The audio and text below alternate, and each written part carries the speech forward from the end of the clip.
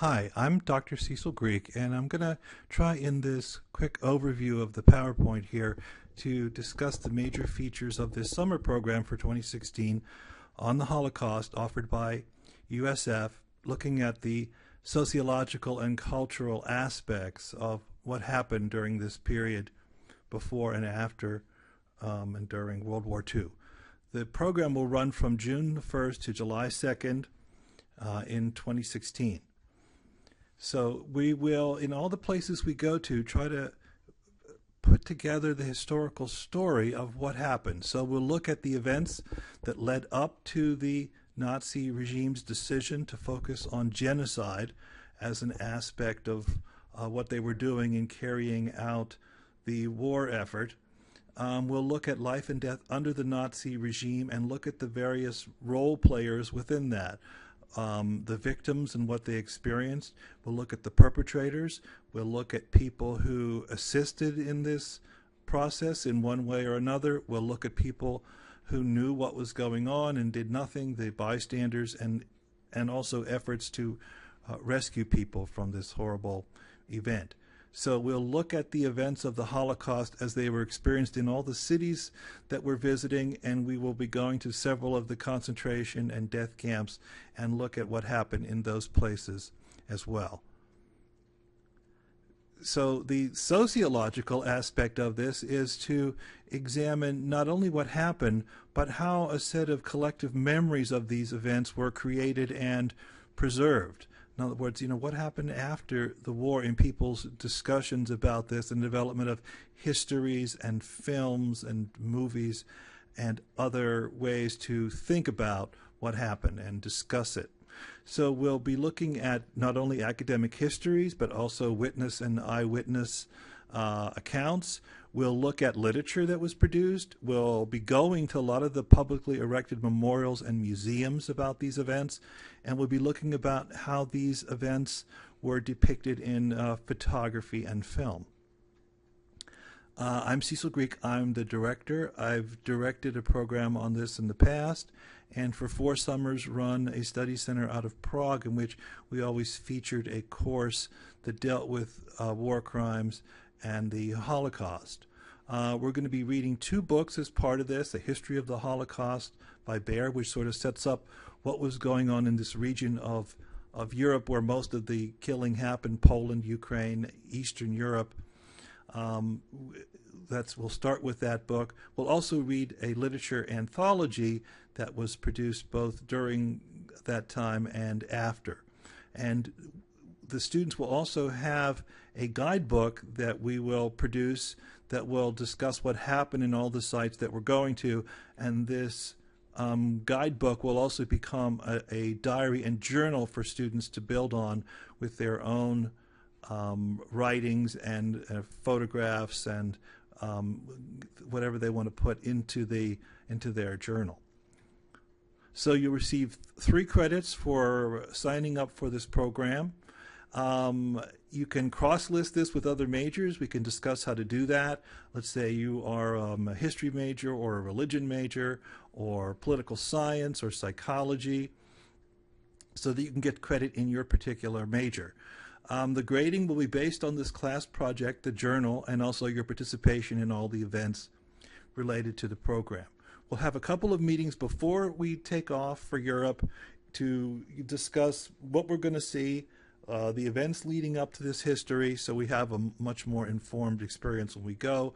We'll also have a get-together when we get back to reflect on what we've experienced.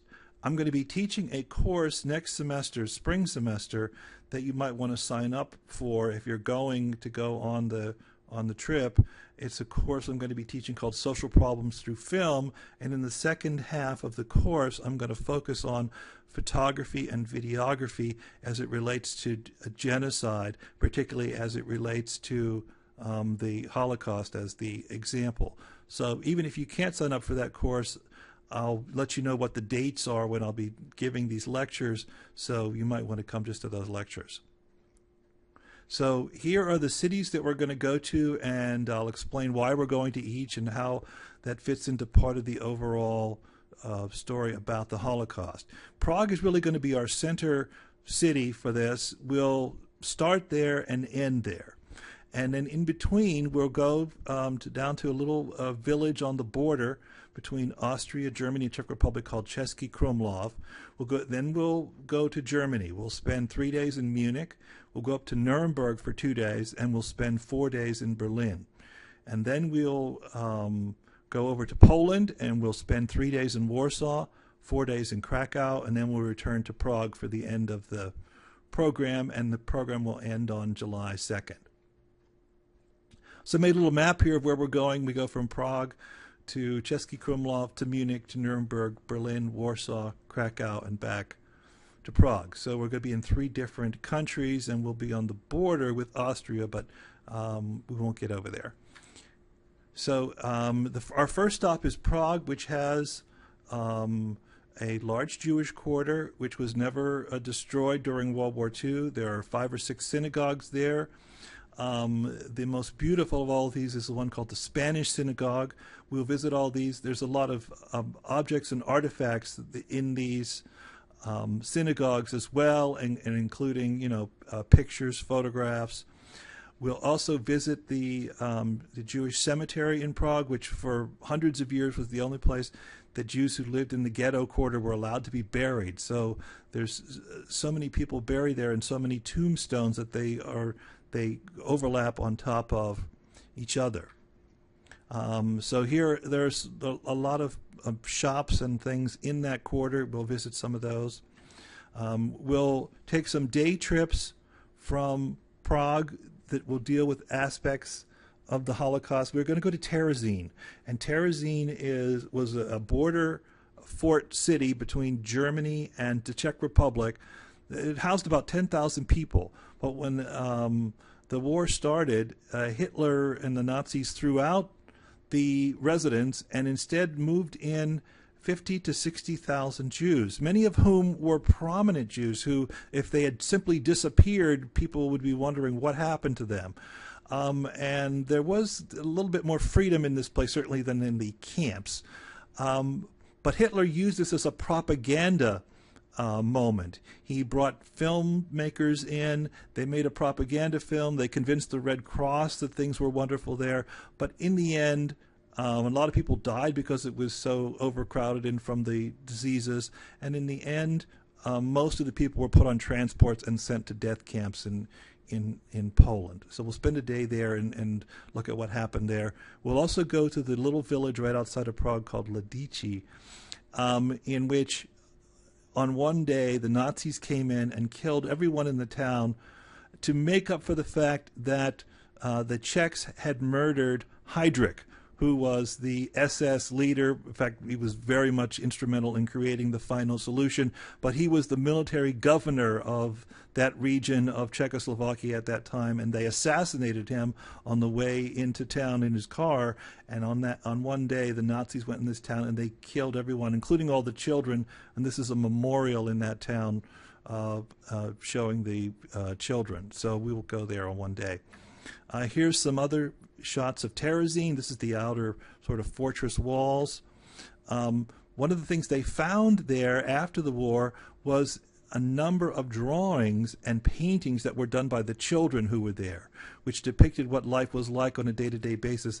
All of these drawings are either in a museum in Terezín, which we'll visit.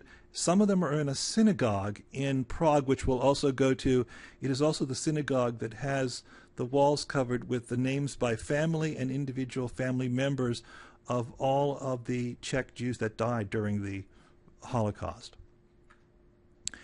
We'll take another day trip to, because this is also close to Prague, to a town called Kutná Hora, which was a silver mining town, and then the silver ran out. And so this is more of a social day. But we will also go to this church in which they took all the human remains from a cemetery and reconstructed them in an artistic way in this church. There are several churches like this in Europe, but this is the one we'll go to in Kutná Hora. And after our start in Prague, we're going to go down to Český Krumlov, which is a restored Baroque village on the Vltava River, on the borderline between Germany, Austria, and the Czech Republic. This region became very important before the war and at the end of the war for several reasons. One was that it was the area that Hitler claimed the Germans who lived there, the Sudeten Germans, were being abused. And so there was a big conference in Munich in 1938 in which England and France gave Hitler, in order to avoid war, this Sudetenland area, and they threw out most of the residents who were there, including the Jews who lived there. And but at the end of the war, the Czechs came back in and made all of the Germans leave the country, destroyed their villages, and the only thing that remains there to this day, it's largely an area where there hasn't been a lot of building. It's been allowed to become mostly a nature preserve. But you can find old German churches and graveyards and animals like foxes. So we'll take a hike through that area. There are some social things to do in Český Krumlov. There's a large Roma population there, and so we'll eat in a restaurant that serves those kinds of foods and has gypsy music playing with a live band. There's also the river that runs around town. We'll go river rafting on one day. Then we're going to go over to Munich in Germany, which was really where the Nazi movement got its first start, where Hitler first tried to rise to power. In the early 1920s, he attempted a revolution. It became known as the Beer Hall Putsch because it happened in a beer hall, but it was not successful. Hitler was sent to prison, and during that time in prison, he wrote Mein Kampf, in which he explained in the book what his attitude toward the Jews in Europe and what he intended to do. So we will go there. We'll go to what was one of the first work camps that was opened after Hitler took power in the early 1930s, Dachau, which was for political prisoners at first, but as the war started, it then housed a larger and larger Jewish population, where people were basically worked to death. This wasn't a death camp per se, but many, many people died there. But we will spend one day going out into the Bavarian countryside, into the Alps, which isn't so far away from Munich. We're going to go to Neuschwanstein Castle, which is a beautiful place built by King Ludwig and has sort of Wagnerian opera scenes on the walls. But it's part of the story of World War II and the Holocaust, because one of the things the Nazis did was to steal all of the art of Europe. And many of this art was owned by wealthy Jewish families. And they hid this art, some of the art, hid it all over the place, but they hid some of it in Neuschwanstein Castle. And if you've seen the film The Monuments Men or read the book The Rape of Europa, you know that they got there sort of just in time to rescue this art before the Nazis moved it somewhere else or destroyed it. So that fits into our story. So we'll also take a tram ride to the top of the Alps to see the beautiful scenery. We'll take a luge ride down, and we'll have a dinner there, a group dinner in one of the villages in that part of the Bavarian Alps. And then from there we'll go to Nuremberg, which is not that far north of Munich. And this sort of tells two parts of our story. In the 1930s, when Hitler first rose to power, he used Nuremberg as a place to hold huge annual rallies for people who were members of the Nazi Party and people who had joined the Nazi youth. This is actually a photograph from one of those. We will go to that site. It still exists today. And during one of these rallies, the Nazis employed a filmmaker, Leni Riefenstahl, to make a film about Nuremberg and these rallies. It became one of the most famous propaganda films ever made, called Triumph of the Will. So we'll watch that film before we go to see this location. There's also a very big museum there about World War II and the Holocaust in Nuremberg. The other important thing is what happened there after the war, because there was a series of trials. The first of these was known as the Nuremberg trials, where they tried the major leaders of the Nazi Party. And in these photographs, we see the prison next door where they held them with American servicemen guarding each door.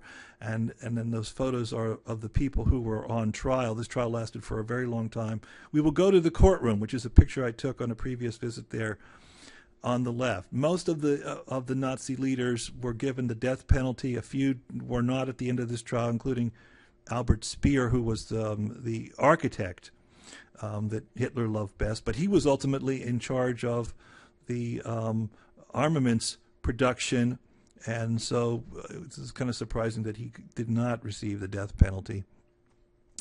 From there, we'll go to Berlin, which is the capital of Germany, and once Hitler came into power, he ruled from there. But after World War II, there were also a series of events there that we'll talk about.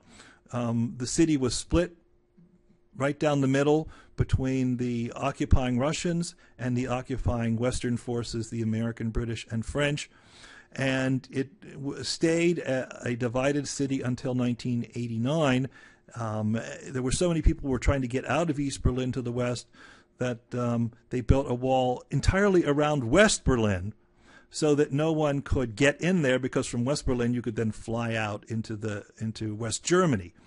And so this lasted until 1989. So we'll see some portions of the wall which are still up.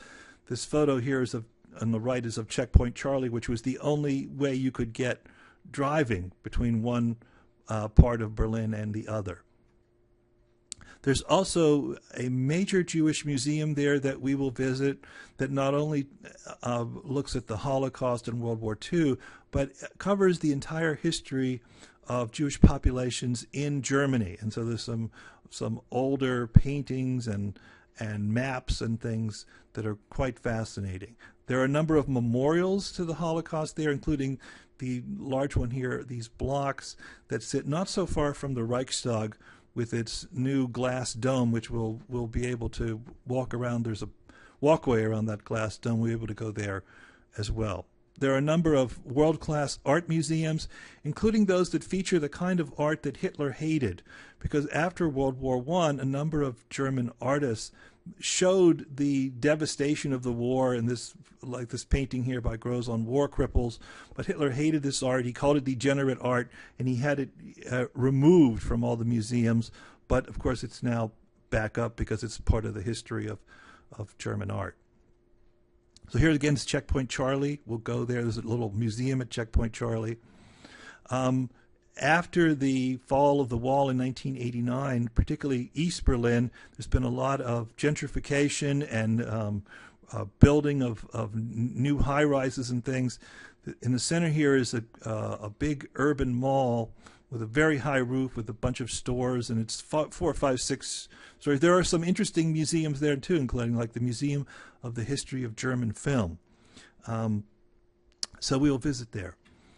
Right outside of town is a place called Wannsee, where a very famous conference was held in 1942 in which the SS and other Nazi leaders got together to discuss what they ended up calling the final solution to the Jewish problem, where they talked about how they were going to transport Jews from all over Europe, not only from Poland and Ukraine and territories in the east, but from from France and the Netherlands and other countries that they had conquered in the west. So here's a map that is up there at Wannsee now that you can see that looks at the different Jewish populations by country and how many ended up being transported.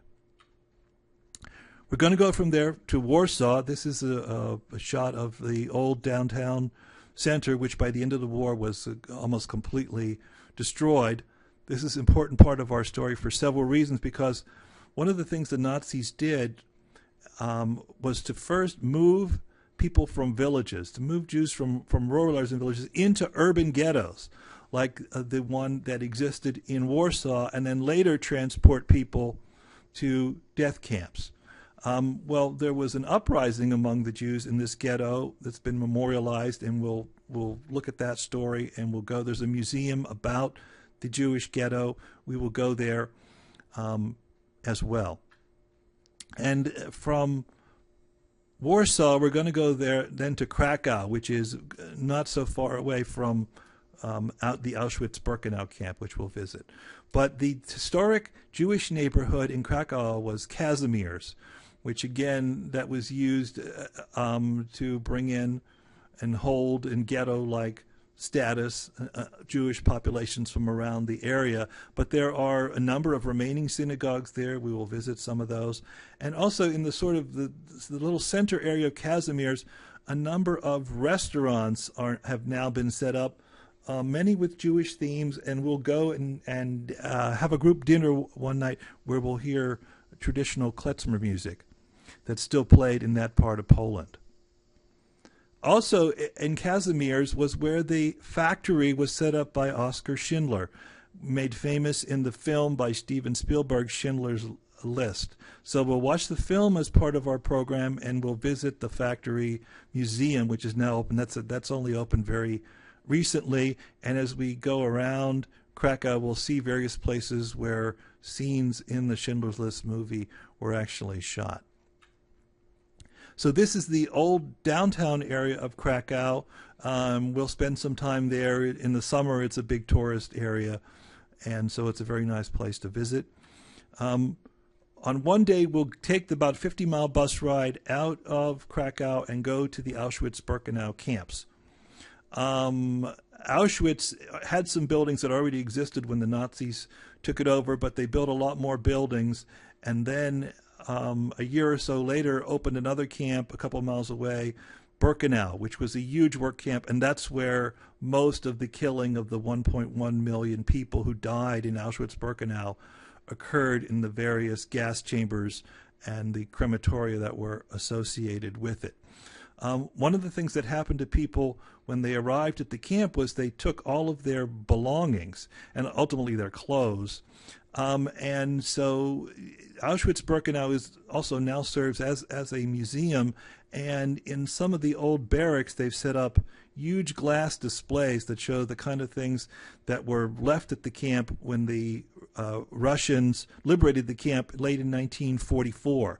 So there'd be like a whole display just of shoes, of thousands and thousands of shoes. For me, the most moving one is the glass case that's filled with suitcases, because it has people's names on it and the towns that they visited and the years that they were there. And it's very moving to see this.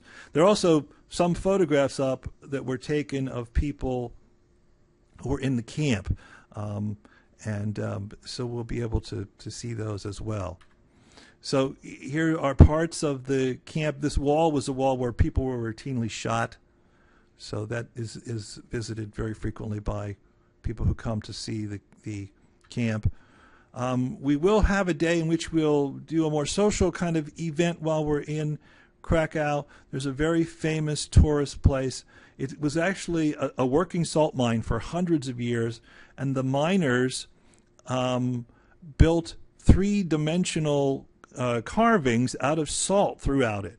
And so it's a couple hours to walk through all this place. They built an entire underground cathedral, which is, they did 3D variations on famous paintings like The Last Supper, all carved out of salt. So we'll go there on one day. We have various social events in the program. We're going to have several group dinners. We'll have a first night dinner, a last night dinner, a dinner in Český Krumlov, one in the Bavarian Alps. And when we go to Berlin, we'll take a boat ride on the Spree River, which goes through the middle of town. And the last night we're in Prague, we will take a boat ride on the Vltava River with dinner and music. We'll visit the Ariel restaurant in Krakow and hear klezmer music. So we have social events built in. Obviously, we have film series built in, as I already mentioned, some of those movies. And we'll also be seeing some Czech films that relate to these events. And we're actually going to be able to bring in the director of some of these films, who is a personal friend of Ava, who is our main contact in Prague. The students will be doing an ongoing project, keeping a journal as they go to these various sites. We'll give you a sort of outline version of this and then allow you to fill it in with your reactions to what you're seeing and witnessing as part of the program. So these were some previous ones that I did with students on a previous trip. On this trip, we went to Mauthausen, which is a camp in Austria. The Austrians kept claiming they didn't know what was going on there. But this was a place where on the left side of this map, there was a giant rock quarry where the inmates quarried out huge slabs of rock, and they were forced to carry them on their backs up this winding trail up the hill, and many people died as a result of that. So this was one we went on another trip. Here are students' reactions to Mauthausen and to Salzburg. And here's another where we went to Lidice on the left, and there's Berlin on the right. There were two students this summer went on a trip that was sponsored by a partner university of us, Valencia College, and this was the book that they used. So we'll develop some kind of variation of this that describes what happened at the places we'll be visiting, and this will be the basis for the journal. It won't be this per se, because this is not ours, but we'll use a variation of this approach of developing a journal outline. So some unique features about this program: we will not be staying in hostels. We'll be in bed and breakfast hotels, which means that you'll get breakfast every morning. Because we're going to so many places and spending so much time on the bus, we'll have a bus with us all the time, except when we're in Prague. And while we're in Prague, you'll have a pass to ride on the subway system. So my suggestion is to pack as lightly as possible, like you're backpacking through Europe. We don't want people pulling trains of luggage of 4 and 5 suitcases. That doesn't really work. There'll be internet access in all the hotels. We'll announce the final cost of the program as soon as that has been set. But that wouldn't include airfare or lunch or dinner, except for the 5 dinners or so that we provide. So here's the program cost, what's included, what's not included. Obviously, we want to have as many opportunities as possible for students to get funding to go on this program. So one of the things you definitely visit is the USF Study Abroad page with different funding opportunities. An important one is a federal scholarship called the Gilman, which you can apply for overseas study. That has some various due dates, so we'll talk about that when I do this presentation live. The Global Citizens Initiative at the university is going to be offering pretty substantial scholarships for people who complete the Global Citizens Program. So we want to keep abreast of that. We're going to try to set up a specific set of sociology scholarships that are related to the Holocaust as well, and award those to students. And I've been thinking about using a Kickstarter campaign where the students who sign up use the Kickstarter kind of mechanism to get their family, friends, and others to contribute funds in scholarship form to participate in this program, so we can get the cost down to make it affordable. So the most important deadline about the scholarships is February 15th, and then usually within a few weeks they tell you what scholarships you've won, how much money. Here are my contact points. Here's my email, my phone. In the Education Abroad office, Masai is our direct contact, so here's her email if you want to ask her any questions as well. So thanks for your time in watching this, and I hope that you'll be interested in this program, because it's a very important program. This is, to me, this is, one of the major events of the 20th century that still requires explanation, discussion, and a lot of thinking about this, because we don't want these kind of events to ever occur again.